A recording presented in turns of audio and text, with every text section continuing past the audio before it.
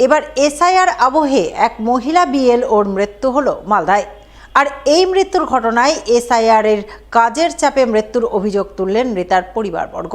বুধবার সাত সকালে এমনই অভিযোগকে ঘিরে রীতিমতো চাঞ্চল্য তৈরি হলো মালদা শহরে। জানা গেছে মৃত মহিলা বিএলওর নাম সম্প্রীতা চৌধুরী সান্যাল, বয়স 48 বছর, বাড়ি মালদা শহরের 15 নম্বর ওয়ার্ডের ফুলবাড়ি পাকুড়তলা এলাকায়। তিনি পেশায় ছিলেন আইসিডিএস কর্মী। বর্তমানে রাজ্যে যে এসআইআর-এর কাজ চলছে সেই কাজের বিএলওর দায়িত্বে ছিলেন তিনি। মালদা শহরের 15 নম্বর ওয়ার্ডের 163 নম্বর বুথের বিএলও হিসাবে তিনি কাজ করছিলেন। বুধবার ভোরের দিকে বাড়িতেই তার মৃত্যু হয়। আর এই মৃত্যুর ঘটনায় এসআইআর-এর কাজের চাপে মৃত্যুর অভিযোগ ওঠে। মৃতার স্বামী অর্ধেন্দু চৌধুরী অভিযোগ করে বলেন, তার স্ত্রীর উপর এসআইআর-এর কাজের প্রচণ্ড চাপ ছিল। প্রচণ্ড শীতের মধ্যেও বাইরে মাঠে বসে কাজ করেছেন। সেই কারণে প্রচণ্ড ঠান্ডা লেগে তার স্ত্রী অসুস্থ হয়ে পড়েছিলেন। ডাক্তার বাড়িতে বিশ্রাম নিতে বলেছিলেন, কিন্তু বিএলও হিসাবে এসআইআর-এর কাজের প্রচণ্ড চাপে বিশ্রাম নিতে পারেননি। ঠান্ডার মধ্যেও কাজ চালিয়ে গেছেন। সেই কারণেই তার স্ত্রীর মৃত্যু হয়েছে। সম্প্রীতা চৌধুরী সান্যাল আইসিডিএস এর ওয়ার্কার ছিলেন, আর এসআইআর-এর বিএলওতে কাজ করতো। এমনি কি কাজের চাপ ছিল না? প্রচণ্ড কাজের চাপ মানে যারা বিএলও হয়ে আছে তারা সকলেই জানে যে কাজের চাপটা কী জিনিস। অফিস থেকে মানে প্রতি মুহূর্তে এত প্রেশার দিত, ভুল তথ্য দিত, সেই তথ্যগুলোকে আবার সংশোধন করে নিয়ে যেত, তো আবার একটা তথ্য চাপিয়ে দিত, একটার পর তথ্য ওরা চেঞ্জ করতেই থাকতো। ফলে এত চাপ হতো প্রতি মুহূর্তে যে ডাউনলোড করা মানে মাথা খারাপের জোগাড় হতো। এতে তারপরে বাইরে মাঠে বসে ঠান্ডার মধ্যে বাতাসে ওর জন্য হয়েছে, তা আপনার ঠান্ডা লেগে গলার শর্টগুলো সব বন্ধ হয়ে গেছিলো। তারপরে কথাই বলতে পারতো না। তারপরে ডাক্তারের কাছে নার্সিংহোমে নিয়ে গেছিলাম, নার্সিংহোমে ভর্তি করতে গেছিলাম। নার্সিংহোমে বলছে সামান্য ইনফেকশন আছে, আপনার ভর্তি করার দরকার নেই, আপনি ওই ওষুধগুলো খান। ওষুধ খেয়ে অনেকটা রিলিফ হয়েছিল। তাও রিলিফ হলে কী হবে, তাকে তো ঠান্ডার মধ্যে আবার এসআইআর-এর জন্য মাঠে বসে বাতাসের মধ্যে তাকে কাজ করতে হতো। এদিকে এই ঘটনার খবর পেয়ে 15 নম্বর ওয়ার্ডের তৃণমূল কাউন্সিলর গায়ত্রী ঘোষ বুধবার মৃতার বাড়ি যান, তাকে শেষ শ্রদ্ধা জানান এবং তিনি অভিযোগ করে বলেন, এসআইআর-এর কাজের চাপের কারণেই অসুস্থ হয়ে মহিলা বিএলও সম্প্রীতা চৌধুরী সান্যালের মৃত্যু হয়েছে। ওনার সঙ্গে আমার কালকেও কথা হয়েছে। উনি এসআইআর-এর কাজের জন্য কালকে দুপুরে উনি লোকের পরিষেবা দিয়ে এসছেন। তো কালকে উনি আমার কাছে একটা দুঃখ করছিলেন যে এই এক একদিন এক একটা যে নির্বাচন কমিশন একটা করে নিয়ম জারি করছে, যার জন্য প্রচণ্ড প্রেশারে ছিলেন। উনি বলছেন যে ওনার হাজব্যান্ডও একটা অভিযোগ করলেন যে উনি ঘুমাতে পারতেন না, বিছানার উপরে এত কাগজ ছড়ানো থাকতো যে বসে বসে হেলান দিয়েও কোনো সময় ঘুমিয়ে গেছেন। রাতে 2-3টে পর্যন্ত কাজ করতে হয়েছে। তো এইভাবে কাজ করতে করতে একটা অনিয়মের মধ্যে চলে গেছিলেন। ঠিকমতো খাওয়া ঘুম কোনোটাই হতো না। এবং তারপরে হঠাৎ 30 তারিখে উনি একবার অসুস্থ হয়ে যান, তখনও আমি জানি খবরটা।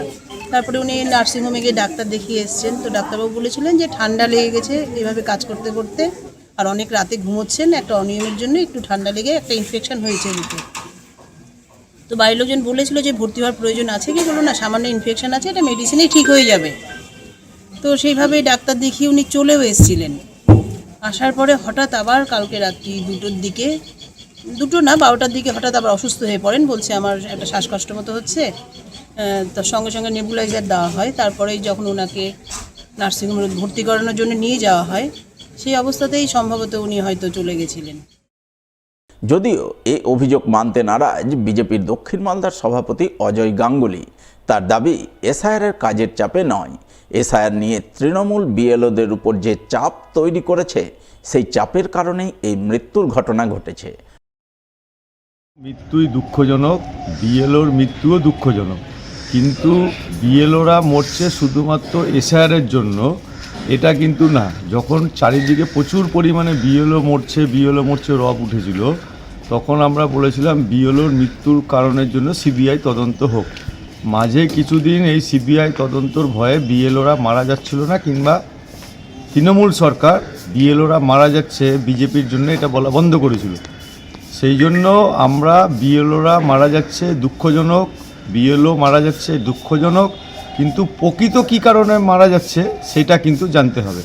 এবং এমন চাপ আছে তৃণমূল দলের, প্রকৃত যদি তদন্ত করা যায় তাহলে দেখতে হবে যে কোনো বিএলওর মৃত্যুর কারণের পিছিয়ে তৃণমূল সরকারের হাত আছে। সেই জন্য আমরা বারবার বলছি এই বিএলওদের মৃত্যুর কারণ হিসেবে সিবিআই তদন্ত হোক, তদন্ত হলেই জানা যাবে প্রকৃত কারণ কি মারা যাওয়ার।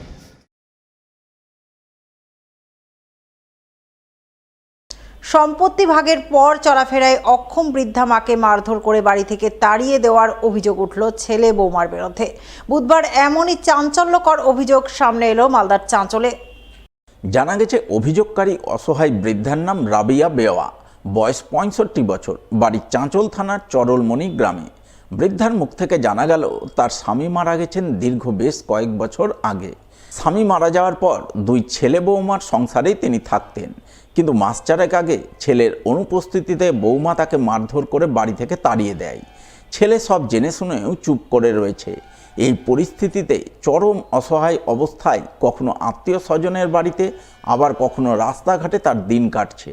কনকনে শীতে আর কষ্ট সহ্য করা যাচ্ছে না, তাই ছেলে বৌমার বিরুদ্ধে তিনি চাঁচল থানায় লিখিত অভিযোগ দায়ের করতে এসেছেন।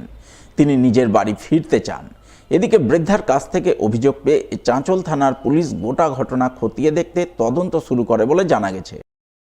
বৌমা মারকে তো মেরে তোকে বাহির করে দিয়েছে, যেতে পারবি সেটা যা তো খাইতে দিতে পারবো না। আমাকে শুতে দিয়ে আমার কাছে ছড়ান লিয়ে আর বাক্স কইলা মালপত্রখানি বাহির করে নিয়েছে, আর বাক্স ছাপের খাট আমার মনে করো যে আমার সব যা ছিল আমার কিছু আর ঘরে তো হয়নি। তো দু ছেলে না ছেলে দেখে না, আর বড় ছেলে আমাকে কিছু দেয় না, আর কাটতে দিয়েছে, আমাকে খানা পোশাক বন্ধ করে দিয়েছে, আমাকে কিছুই দেয় না, আমাকে ডাকে না, বাড়ি থেকে বের করে দিয়েছে। আমি বোনের বার্তা আছি, বাড়ি থেকে বের করা 4 মাস হলো। আমি অভিযোগ করবো বৌমার নামে, হ্যাঁ বৌমার নামে, ছেলের নামে।